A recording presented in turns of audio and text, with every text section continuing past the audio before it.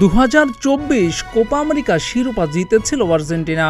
টানা দ্বিতীয়বারের মতো মহাদেশীয় শিরোপা নিজেদের করে নিয়েছিল লিওনেল মেসিরা। একই সময়ে উয়েফা ইউরোপা চ্যাম্পিয়ন হয়েছে স্পেন। দুই মহাদেশের এই দুই চ্যাম্পিয়নের মধ্যে হবে সেরার লড়াই। দুই মহাদেশের দুই রাজার লড়াইয়ে কে হবে মহারাজা সেটা জানার জন্য এখন অপেক্ষা ভক্তদের। গত ফাইনালে সীমাতে ইউরো চ্যাম্পিয়ন ইতালিকে হারিয়ে শিরোপা জিতেছিল আর্জেন্টিনা।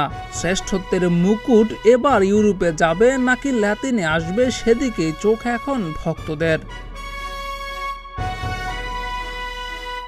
তবে এই ফলাফল জানতে হয়তো অপেক্ষা করতে হবে আরও বেশি সময়। 2025 সালে ফাইনালে সীমা অনুষ্ঠিত হওয়ার কথা থাকলেও সেটা এখন অনিশ্চিত, কারণ ইউরোপিয়ান দলগুলোর ব্যস্ত সূচি থাকবে এই বছর।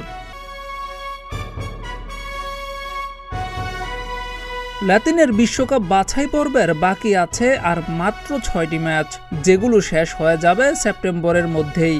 কিন্তু ইউরোপের দলগুলোর নেশনস কাপের ম্যাচ এখনও রয়েছে। সেই সঙ্গে রয়েছে বিশ্বকাপ বাছাই পর্বের ম্যাচ, যা শুরুই হবে চলতি বছর। সেই সঙ্গে যুক্ত হয়েছে ক্লাব বিশ্বকাপের ম্যাচ, যেখানে দুই দলের একাধিক তারকা প্লেয়ার থাকবে।